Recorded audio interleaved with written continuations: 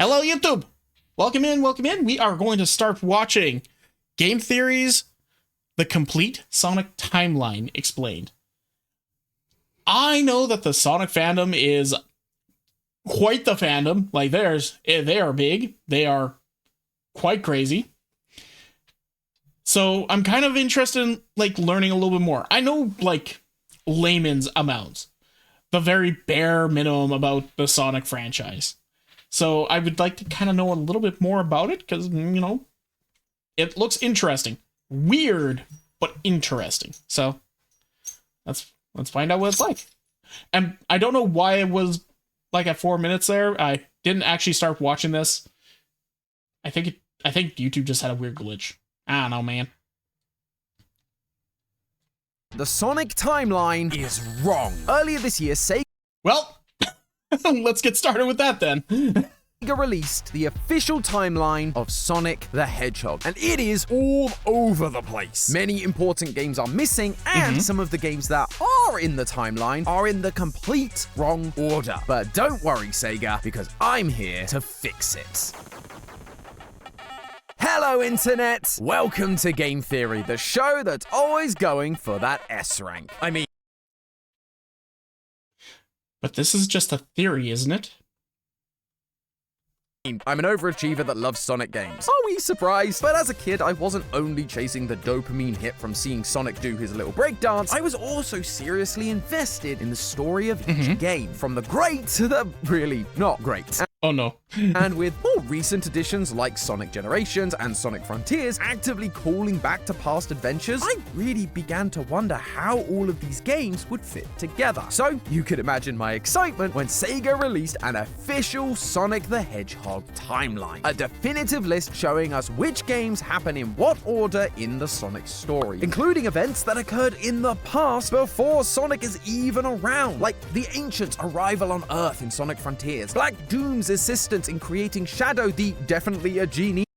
Hold on. I should probably read that a little bit. It's still weird hearing not Matt Pat on this channel, right? It is weird. The Ancients took refuge on Earth with the Chaos Emeralds. A small group of their descendants fled to a place called Mystic Ruins and built a temple of the Master Emerald. Over the course of hundreds of thousands of years, the Ancients eventually became the KO. Oh, the Chow. Why did I say the KO? Oh my god.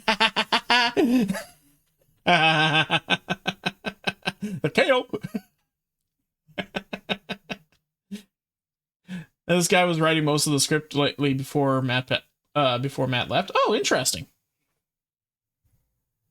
Here, let me just in Sonic Frontiers. Black Doom's Black Doom contacts Professor Gerald and offers his DNA in exchange for guidance on how to invade Earth 50 years from now. Shadow is then created from his DNA. Oh, interesting. I thought you said Kale. assistance in creating Shadow, the definitely a genie hedgehog, and the eradication of the Echidna tribe by Chaos. The Echidna tribe is destroyed by the wrath of Chaos. The Echidna tribe attacks the Master Emerald Temple in an attempt to steal the Master Emerald. In the process, the Chao companions are sacrificed, and the Echidna tribe is wiped out by an enraged Chaos. It even includes spin-off games like Sonic Riders and Sonic Battle. These guys really did their homework putting this together. At least, that's what I was going to say. Because if you take a little more time looking at this timeline, it actually raises more questions than it answers. Why are some of the big titles missing? Well, I don't know if The Secret Rings was a really big title, was it? Echidna has a hard CH. Also, is a K sound. Yeah, I know, right? It's weird. English is a dumb language, okay? It's a dumb language. Some spin-off games are added. Why have others not been included? Oh, and the placement of some of these games make absolutely no sense. This timeline is a certified C rank. Just made it. Exactly, Sega. You just made it. You got some stuff right, sure, but you also missed a lot of details along the way. But don't worry, friends. We here at Game Theory love ourselves a timeline. And more importantly, we love fixing missing timelines. By the end of this video, not only will I fix all the issues currently in this timeline, I will also have every Sonic game ever completely accounted for. A definitive Sonic the Hedgehog timeline truly worthy of that S rank. Have fun with that.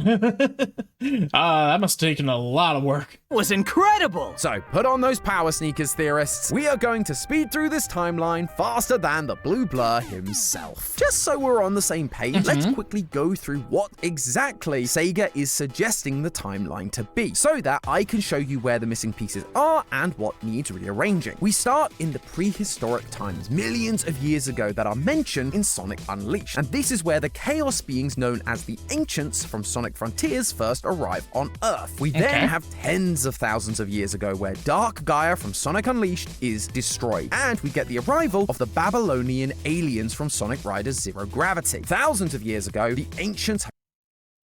Oh wow, this universe goes deep. Holy crap. So we got crazy ancients, we got Babylonia, we got doomsday things, and yeah, jeez, okay. My brain's gonna melt, isn't it? Guys, I'm already a slime. It can only melt so much. Is it going to start evaporating? Oh god. have died out, but Chaos is still around, and as we see in Sonic Adventure, wipes out the ancient Echidna race. 2,000 years ago, Shadow the Hedgehog's Black Arm aliens prepared to invade Earth, and the ancient combat bots called Gizoids from Sonic Battle Gizoids. That's a fun name. are created. After a century and a half, we get Black Doom giving his DNA to help give Shadow life aboard the space colony Ark. The Gizoids on that same facility go haywire and begin destroying everything, leading Gun, the government military, to intervene and kill Shadow's dear friend Maria. See, dead kids! Sonic fits right in on this channel. And Woo! just before we get to modern day, 10 years ago, we have the weirdness that is Sonic the Hedgehog 2006's time travel. Sonic goes back in time to stop the villain Solaris from existing, along with the original version of history when the Solaris experiment fails and caused undue destruction. You know, because, as we all know, time travel never makes a timeline complicated or confusing ever. No, totally not. I'm looking at you, Doctor Who. When will these franchises learn? And that's just the pre-history. Finally, we're actually into the games that involve... Wait, that's the prehistory? Wasn't Shadow being made in the prehistory? What? So Shadow is prehistoric? Huh? Of Sonic, which are a little more straightforward, so we're gonna blast through these. Editor, let's get that speed up ready. Gotta go fast. Sonic 1, Sonic CD, Sonic 2, Sonic & Knuckles, Sonic Mania, and Sonic Superstars. That leads into our modern Sonic era with Sonic 4, the present day of Sonic Adventure, Sonic Shuffle, the most random spin-off tie-in, but Okay. the present day of Sonic Adventure 2, Sonic Advance 2, Sonic Heroes, the present day of Shadow the Hedgehog, the present day of Sonic Battle, Sonic Advance 3, Sonic Rush, the present day of Sonic 06, Sonic Riders, Sonic Rush Adventure, the present day of Sonic Riders Zero Gravity, the present day of Sonic Unleashed, Sonic Colors, Sonic X Shadow Generation, Sonic Free Riders, Sonic Lost World, Team Sonic Racing, Sonic Forces, the present day of Sonic Frontiers, ending 200 years in the future with Silver the Hedgehog's 2 timelines from Sonic 06. And scene!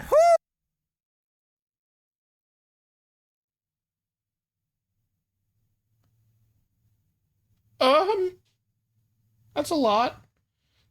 By pre, they mean before Sonic is alive. Yeah, but prehistory is the thing. Prehistoric.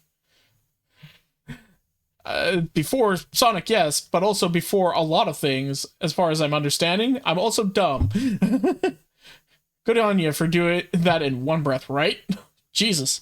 Oh gosh, that was a lot of games, as you'd expect from a franchise that's been around for nearly 35 years. However, I don't know if you noticed... With Nintendo's output, well, not Nintendo, Sony's.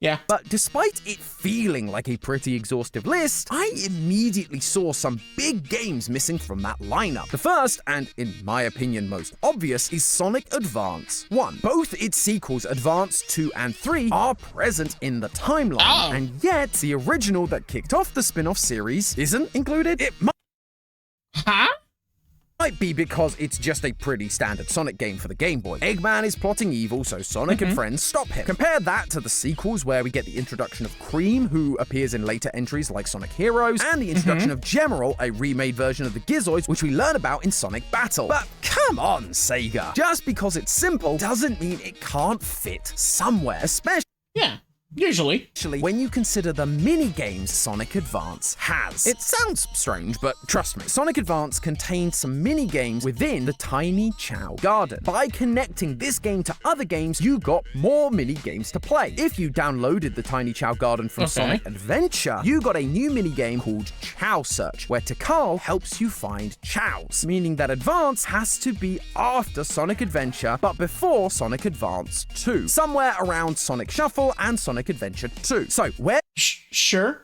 Where does Sonic Advance go in reference to these games? To answer that, we need to look at some of the enemies encountered across the games. Some of the enemies in Advance are the classic ones that you know and love, like Buzzer and Kiki. However, there are some enemies that only make an appearance in Sonic Advance and Sonic Adventure, such as Leon and Rhino Tank. By the time we get to Adventure 2, these enemies are nowhere to be seen, meaning Eggman probably retired them because they were no good at taking down Sonic, placing Advance before Sonic Adventure 2. Now it's just a question of which side of Shuffle it lands, and for this one, I'm gonna take a page out of Host of Style Theory Amy's book and check out the fit, or at least the little fit Sonic does have, his shoes. Specifically, when he turns into Super Sonic. In Shuffle, you can unlock Super Sonic as a character, and the shoes he wears are the Light Speed Dash shoes from Adventure. By Adventure 2, they're missing the stripe.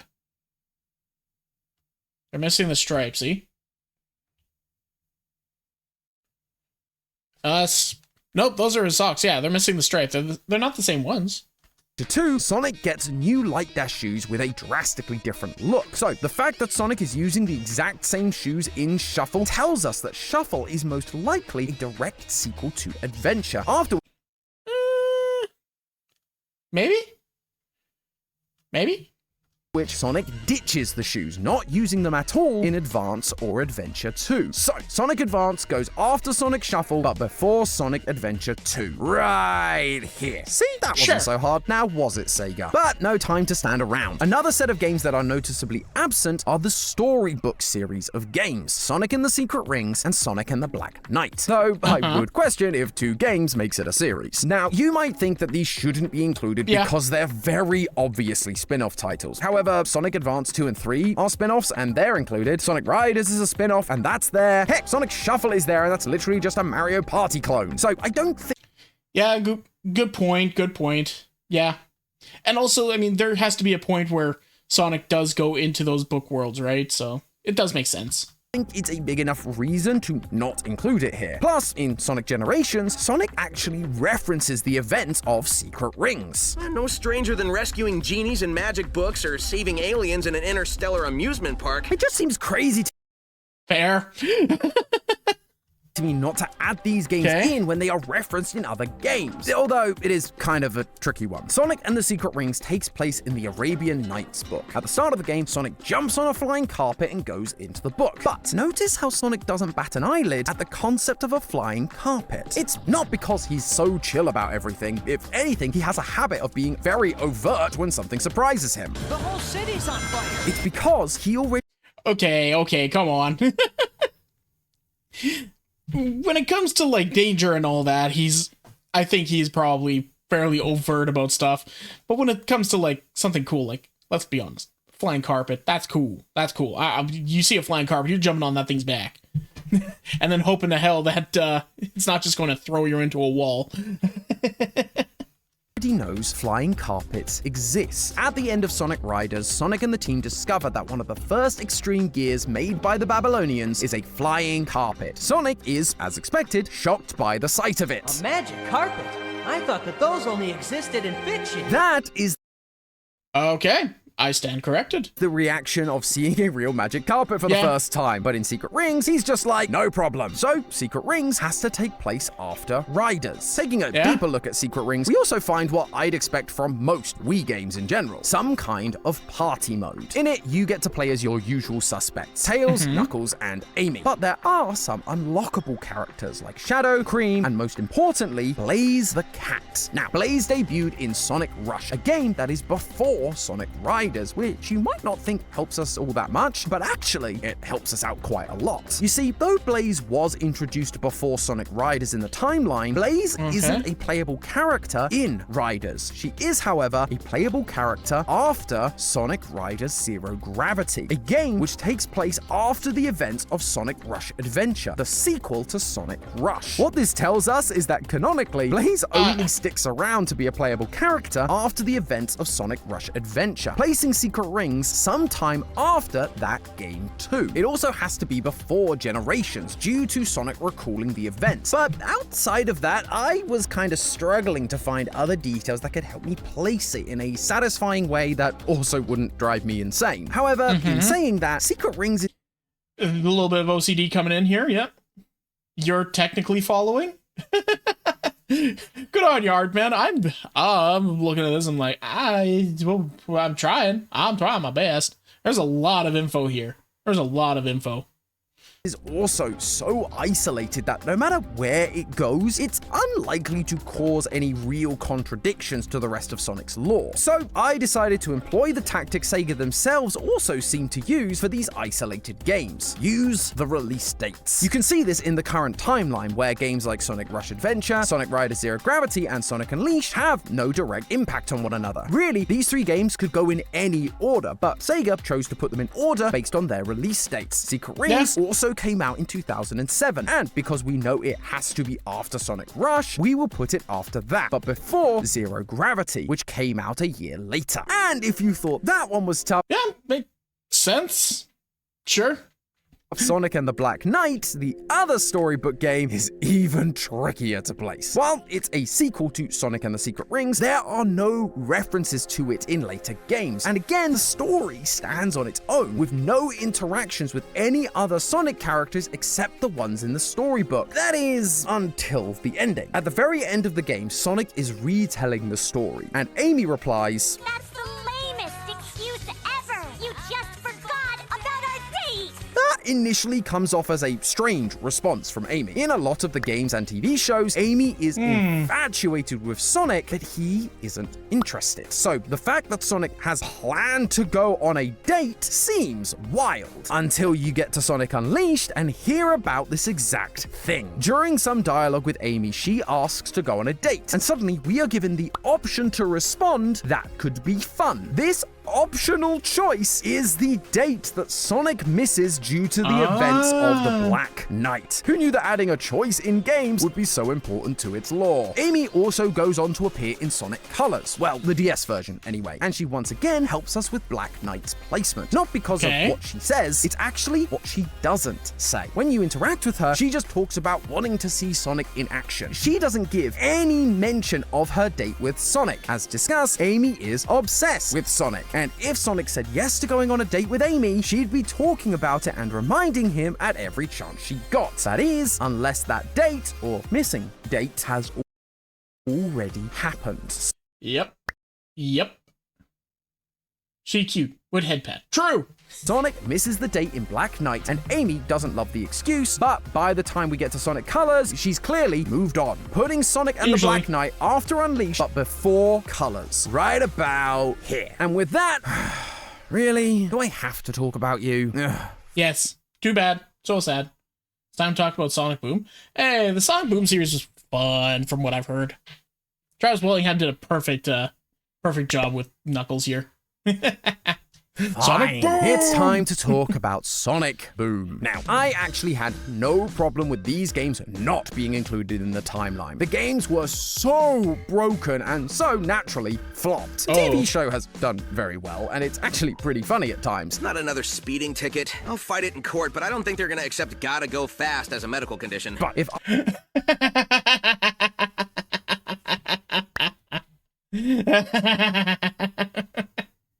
I'm calling out Sega for not including every game, then I sadly have to at least mention it. Especially as Amy once again comes to save the day and mentions Styx, the badger from Sonic Boom, in Sonic Frontier. She's a badger? I can kinda see it. Kinda?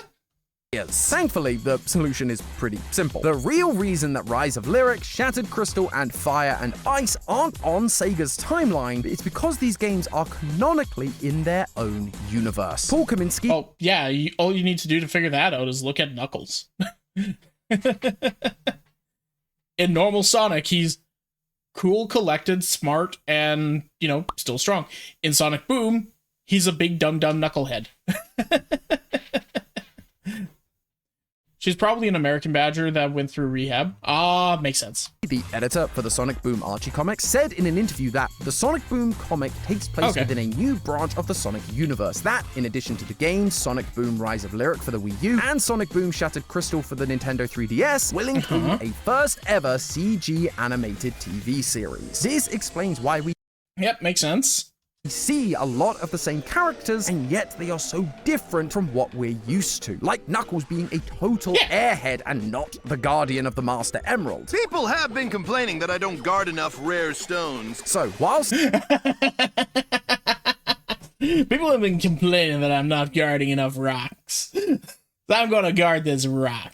Styx exists in both universes and is still friends with the gang in both, it's not the same Styx from Sonic Boom. What this means for us in trying to place the game in this master timeline is that the Sonic Boom series lives completely separate from the rest of the timeline, running parallel to the rest of these events. Okay, we've established some of the big outliers, but there's still a lot more to cover. Across the timeline, we have a handful of smaller spin-off titles like Sonic Battle, Team Sonic Racing, and Sonic Shuffle. This initially surprised me because I would never expect a party or racing game to be added to the canon timeline, especially when the plot is pretty much the same as it always is, but with racing or karts. It doesn't exactly enrich the lore of Sonic, but it also doesn't contradict anything we already know. So it's also Yeah, this is why you don't need to put every single game into a timeline, because sometimes they just don't actually mean anything. They're literally just there in order to pad numbers and, you know, do something a little different with the franchise in general. But it is also a fun challenge to try to figure out, right? Knuckles from Sonic Boom almost tried to put a baby in a blender in the cartoon. Fair enough. Hey, Juby.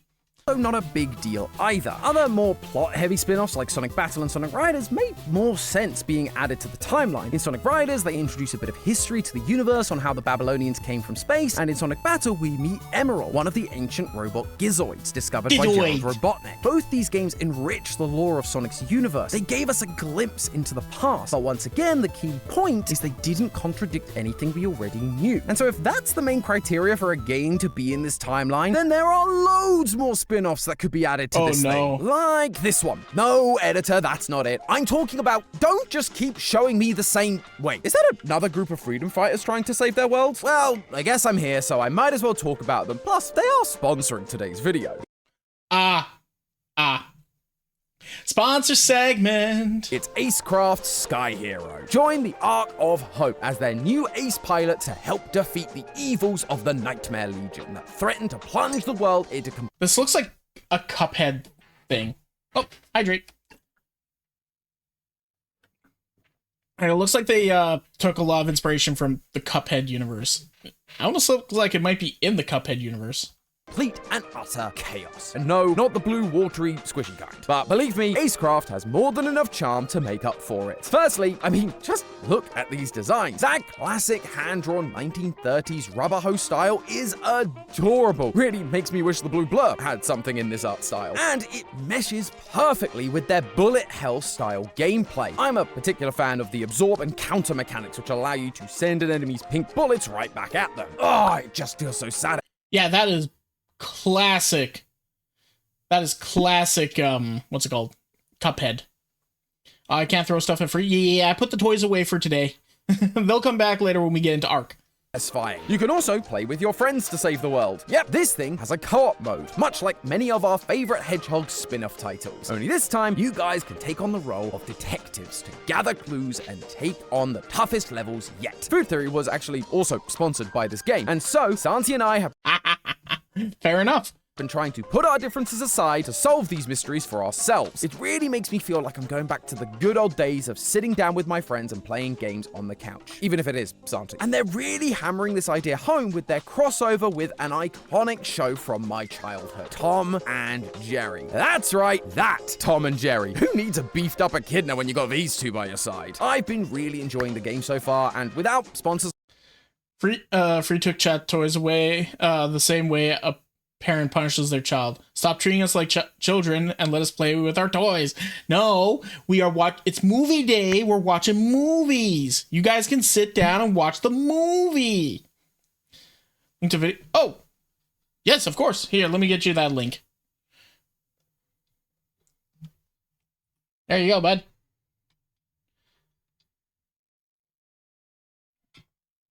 like this, we wouldn't be able to do longer experimental videos like this. So if you want to see more stuff like this, send these guys a big thank you by heading down to the description and clicking the link or scanning the QR code on screen to download the game today. It's available on iOS and Android, so whatever phone you're rocking, we can fly together, laugh together, and play together. Thanks again to Acecraft Sky Hero for sponsoring this video, but now let's start placing some actual... So it definitely looks like it was made by the same people who made Cuphead. So it might actually have been. Interesting. Spin-off titles in this timeline. Now, for time's sake, I can't go into detail on every single spin-off because... Coward!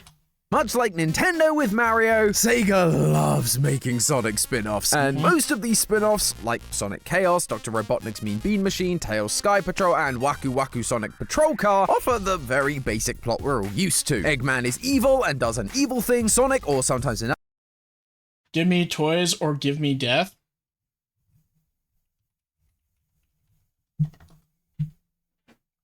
Okay.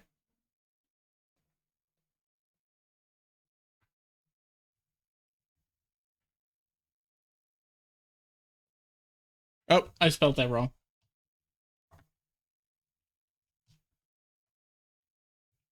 There you go.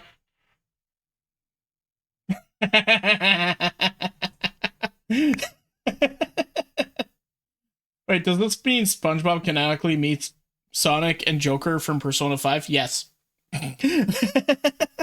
Other character says no and saves the day. These events aren't mentioned or recalled again, so really they can kind of go anywhere, and therefore we'll be placing them based on their release dates like we talked about earlier. But there are some games that require a little more thought in terms of their placement, and almost all of them come from the classic Sonic era. For example, Sega's Sonic the Hedgehog is an arcade game from 1993. The plot is once again the usual. The thing that's different here is the debut of characters Mighty the Armadillo and Ray the Flying Squirrel. So far in the timeline, a character's debut game has also been their introduction as a character, like Amy in Sonic CD, Cream in Sonic Advance 2, and Blaze the Cat in Sonic Rush. So this game has to be the first time we meet Mighty and Ray, therefore placing it before Sonic Mania Plus. And when it comes to being more specific, this is where Ian Flynn, a former writer of the Sonic Archie comics, current writer of the Sonic IDW comics, and the overall guardian of Sonic's lore, comes in clutch. Do you know? Oh my goodness. There's so much like deep lore. Like I was kind of buckling in to like learn about the Sonic history timeline sort of thing. I wasn't expecting we'd be like placing the games like in a canonical order, but this is also so overwhelming. Like I fear what the actual timeline looks like, right? I fear it. Mighty at least got another appearance after Supersonic Arcade. We didn't get Ray until Sonic Mania's DLC. Ah, I see. Or have a theory as to when Sega Sonic takes place? After Sonic R. And where does Sonic R take place? Or sometime after 3D Blast. When does 3D Blast take place? Sometime after Spinball. When does Spinball take place? Sometime after Sonic 3 and Knuckles. That place...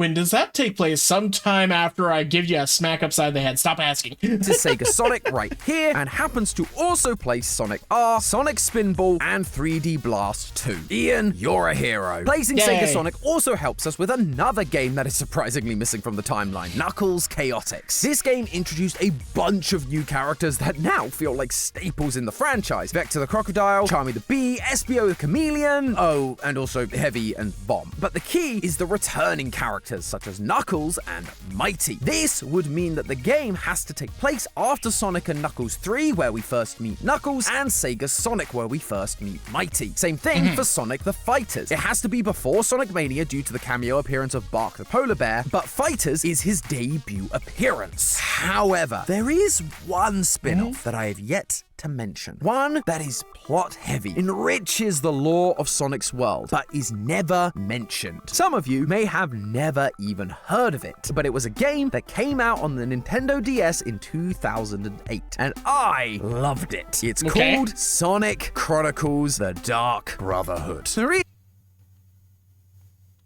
Sonic Chronicles: The Dark Brotherhood. Does he go around and stab people in Oblivion now? There are so many of these games. Oh my god, what the hell?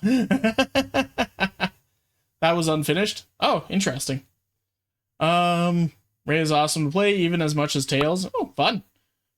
I should try to get a little bit more invested in Sonic, but I'm afraid I will not return if I do. You have Sonic Chronicles? Oh, nice. How is it? The only Sonic game I actually played was Legend of the Five Rings. Or the Five Rings. Sonic and the Five Rings, or whatever it is.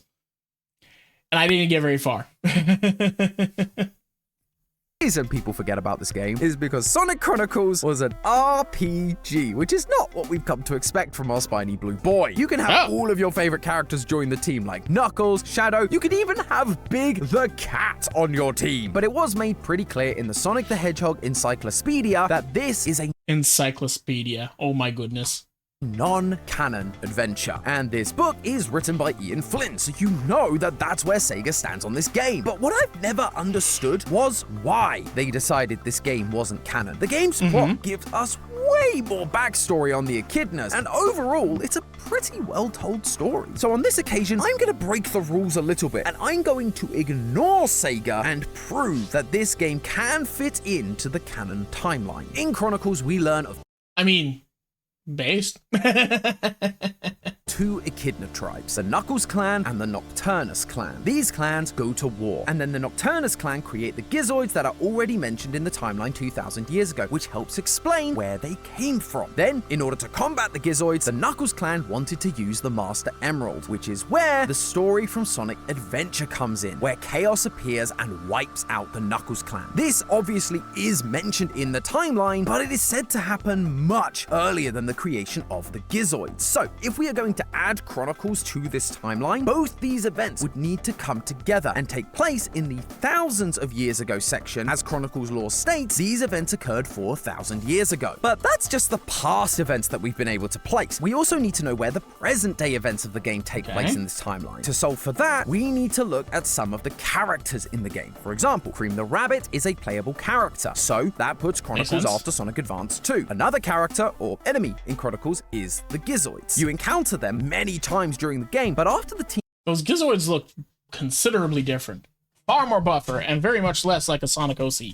team's first encounter, the gang talks about the Gizoid as though they already know what they are, and asking how the Nocturnus clan got one. This means they've already met Emerald from Sonic Battle, so it has to be after that. And those same Gizoids help us know which games it's before in the timeline as well. See, when we meet Emerald in Sonic Battle, Eggman takes control of him to become a destroying machine, and Emerald knows the only way to stop it is to self-destruct, rather than letting Tails try to fix it. Tails then goes on to state that one day, when the world is a better place, they may be able to rebuild Emerald. And that right there is proof that the Gizoid technology is beyond Tails' ability. They couldn't fix it. Damn.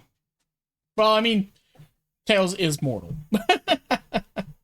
him when he was malfunctioning and had to accept that Emerald had to self-destruct. But that is not the case in another game that features Gizoids. In Sonic Advance 3, Eggman creates Gemerald, an upgraded version of Emerald. Gemerald is the big villain of the game, and in the end, Super Sonic defeats it. And at the end of the credits, we see Gemerald washed ashore. Tails then starts tinkering with this robot designed for destruction. And in the next few pictures, we see that Gemerald is now good. What that means is that between Sonic Battle and Sonic Advance 3, Tails has somehow managed to figure out Gizoid tech. But how could he have done? If you're a good mechanic or a good engineer or anything, or just, really a smart person who's good at this sort of thing, taking something apart is a good way to learn how to put it together.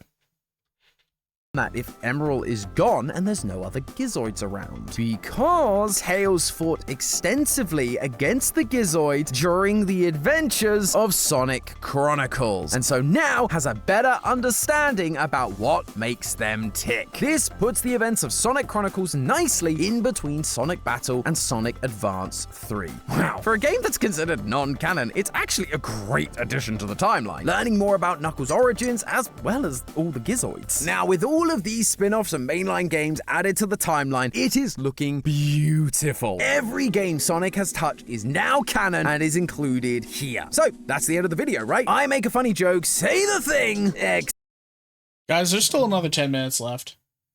except there is one big, giant problem that exists with this timeline. Okay. Something that's been staring at us since the beginning. I'm, of course, talking about the infamous, the broken, the human hedgehog romance game that is Sonic 06. Sonic 06 makes... This is an infamous one. I've even heard of this. I've seen a little bit of gameplay, and oh my god, it looks so broken. And not in the good way. Not like in the overpowered way. They did not let this game cook long enough in the oven. a few appearances across the timeline, and that's due to the story of this game involving time travel, which, as we all know, makes things really simple. But the big issue is how the end of the game is resolved. In order to defeat Solaris, Sonic goes back in time 10 years to blow out the flames of Solaris. This means Elise is never infused with Iblis during the Solaris project, and therefore, the entire events of the game are completely undone, and no one is able to recall any of it. We're familiar with this. Oh, damn. So you play through the entire series, get to the end, and completely erase everything that happened in that series. That's nuts. That's nutty. Watch Snapcube's dub. It improves the game tenfold. Nice. We'll have to, maybe I'll take a look at that in the future. Make sure to throw that in the Discord for me so I don't forget. This game was a rush job in the worst sense. Kind of stuff thanks to the Zelda timeline, where, due to certain events being changed in the past, the timeline splits. But Sega didn't do that with Sonic 06, instead keeping the timeline as linear. If we're going to the effort of making this timeline correct, we need to add a split in the timeline. The events of Sonic 06, including the 200-year time jump to Silver's world, should appear in one timeline, and Sonic blowing out Solaris in another. The question is, which one is Sonic doing what? in one timeline and Sonic blowing out Solaris in another? I thought that's what you said. Okay. This human exotic sent a shiver down my spine. The question is, as it which should. one is part of the main timeline with all the games we've talked about so far, and which one becomes the branching alternative path where those games don't exist? Well, the answer comes down to two of the other problematic parts of 06, Blaze the Cat and Silver the Hedgehog. As I've mentioned, Blaze was introduced in Sonic Rush, where she is transported to Sonic's world from the Soul dimension. Because this game came out before Sonic 06, it was placed as such in the timeline. But Blaze is also in Sonic 06, not as a character from Sonic's time, but as Silver's companion 200 years into the future. The first question fans have been asking is, how does Blaze exist 200 years in the future, but also exist in Sonic's time, albeit in a different dimension? I believe this is due to the events at the end of Silver's story in 06. When Silver goes back in time to defeat Iblis, he tries to seal it inside himself, but it won't work. Blaze then offers herself as a sacrifice, and it works, and she fades away. A lot of people have taken this moment to be Blaze's death, but there are two separate things that tell us something different. The first one is what Blaze tells Silver to do during the cutscene. Come on, make it quick.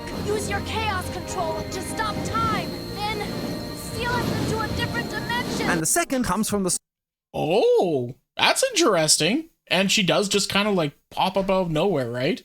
Sonic Encyclopedia, where Ian Flynn states, Blaze seals Iblis inside herself and is lost to another dimension. In both cases, it is clear that Blaze fades away as she is sent to another dimension, the Soul Dimension, where she then ends up back in the main series timeline during the events of Sonic Rush. But now there's a different issue. In Sonic Rush, she assumes Sonic is bad news, and Sonic has to convince her otherwise. She has no clue who he is. So if Blaze met Sonic in 06 and then was sent back in time to the Soul Dimension, why does she not remember him? Well, Takashi Iizuka, Sonic 06's creator, actually made a statement on this and why no one remembers any of the events of 06. He said, quote, basically, what happened is everyone had, like, amnesia. This amnesia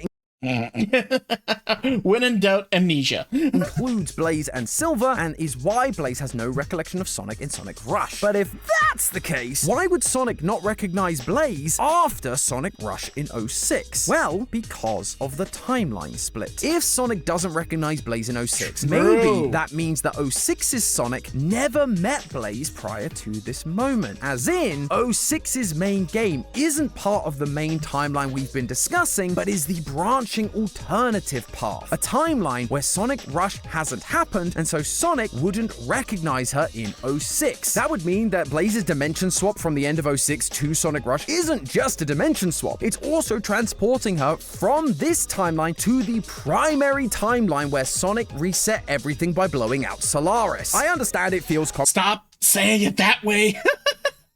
complicated, but it does work, especially when you consider what we see from Silver in the rest of the series. Silver appears in multiple future games like Sonic Colors, Sonic Forces, and Team Sonic Racing. He doesn't remember any of them, and they don't remember him. You might think this is because of the whole amnesia thing again, but there's actually a different explanation, thanks to another game that Sega neglected to put in their timeline, Sonic Rivals, specifically Sonic Rivals 2. In it, Silver reveals that a creature called the Ifrit is the reason that his future is a fiery ruin, not because of Iblis like we see in 06. Therefore, this future is the future where Solaris never existed, and so this Silver never met Sonic and the gang, because without Iblis, he had no reason to go back to the past to try to kill Sonic. Him then showing up in all of these mainline titles with no memory of 06's events is once again showing us that 06's main story is the alternate branch, and Sonic's reset is what ends up being the main timeline leading to the rest of the series, including Rivals and Silver's new future. But if that's the case, why does Silver appear in these future titles? Because of the first Sonic Rivals. He travels from the future to stop Eggman Nega, an ancestor of the Eggman we know and hate. When Silver encounters Sonic, he introduces himself, and by the end of the game, they are allies, which is why Silver then continues to travel back in time and help Sonic in later games. See, the Rival series... Okay, I've got to let my brain try to catch up a little bit. Starting to get a little bit of a headache from now. Huh. So there's a lot going on here, but I'm kind of following this a little bit here. Because, yeah, wibbly wobbly timey-wimey bullshit, right? Like, that's just how time travel ends up screwing your timelines up. So, yeah, it does make sense that if you erase the... It's kind of like in Dragon Ball Z, right? Trunks goes to the future, or goes to the past in order to prevent Cell or the androids from killing Goku. Goes to the past, does that, comes back, his timeline hasn't been fixed. So he goes back in time, and then suddenly everything is changed, like a butterfly effect sort of thing, right? It's the same kind of idea. It's just string theory, different timelines, different branching paths of the same events. Just, yeah. Every choice leads to multiple outcomes, and each of those outcomes have a direction that could have gone down. There was a path where I decided, to eat breakfast this morning. I might be doing something different. There's a path where, I don't know, I never became a VTuber. There's a path where I became a VTuber 10 years ago. That sort of thing. Like, it's an interesting way to think. pretty much explains all of the continuity issues around Silver. At least, if it wasn't for something that then happens in Team Sonic Racing. In the original Japanese, before Sonic races against Silver, Sonic recounts when Have a good one there, Sean. Have fun. they first met. What happened to your energy from when we first met? Weren't you all like, I will destroy you? And Silver says, I don't recall saying that. This recollection from Sonic is without a doubt when they met in Sonic 06.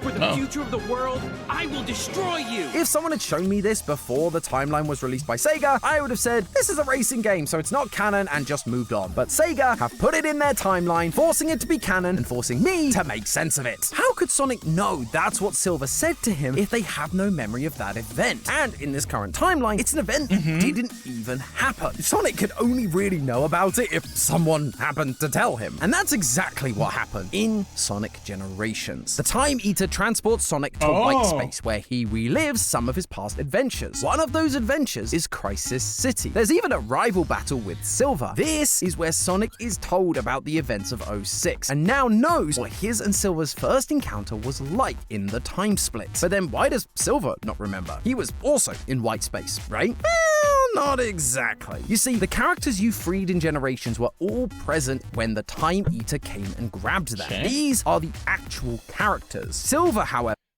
Silver remembers saying that. He's saying he doesn't because he's embarrassed. It's that simple. You know what? Yeah. Probably. But, you know, this is game theorists. We gotta overthink everything, overcomplicate it. He's not present at the party when they are all taken away. Meaning, the Silver you fight in Generations isn't actually Silver, but a memory of him. Much like Metal Sonic, Perfect Chaos, and a bunch of other bosses that you fight. It's not really him, and so he isn't learning about the memory like Sonic is. Wait, did I do it? Did I finally manage to make sense of the giant plot hole that is Sonic 06? Oh, get in! We now just need to figure out a more solid place for Sonic Rivals in this new arrangement, and we'll be home free. So, with Sonic Rivals being Silver's introduction to the cast, it needs to take place before he becomes a regular character in the background or party games. His earliest inclusion at the moment is in Sonic and the Secret Rings, which means Rivals has to be before that, and likely after Riders, where he isn't playable, similar to Blaze. However, Blaze isn't mentioned or featured in Rivals. She only appears as a collectible card, which I would say is more of an Easter egg than something canonically lore relevant. So, because Blaze isn't in the game, and we've established that canonically Blaze became part of the... So, I mean, because she's a collectible card, that means she's in the universe. That means she's been introduced. I would say that she'd be before then. Team after Sonic Rush Adventure, that puts Rivals before Sonic Rush Adventure and after Riders. And the sequel also lacks Blaze, which tells me that once again, it takes place before Sonic Rush Adventure, making Rivals 2 a direct sequel. This also puts Eggman Nega's interdimensional attempts to rule the world nicely together, which isn't super important, but it's a nice little bow on it all. And so, with that, loyal theorists, I present to you the true Sonic timeline. There's so much. Carry the 3.14 and take away the 0 right. Oh my god. It includes every game they have ever made. Games that needed to be added to help make sense of the continuity issues like Sonic Rivals. Games that were referenced but were missing from the timeline like Secret Rings. And even games that were considered not canon, we have found a home for in a way that makes sense and enriches the lore of Sonic's universe like Sonic Chronicles. I guess the only thing left to do now would be to explore some of the other continuities. With 06 showing us branching timelines are a thing, there is a chance that things like Sonic Boom, the Archie comics, the TV shows, even the movies could be added to this thing as extra branches that appear maybe earlier in the story. Although, maybe I'll let Lee handle some of that. But hey, that's just a theory. A game theory! Thanks for... You're welcome. Oh my god, the Sonic universe is fucked. But it's still interesting. I'm still interested in going in and trying to learn more about the Sonic universe. Like, if anybody out there knows a good series or video specifically that'll teach me about the Sonic universe, please share it with me in the comments, in the Discord, whatever works. And yeah, we'll see what happens. Wah! Hey, did you enjoy that? Was it funny? well, come and check it out live over on twitch.tv/freeform_art. Make sure you put the _art. We have lots of fun there. We enjoy ourselves and we want to see you over there. So come on and hang out. See you in a bit.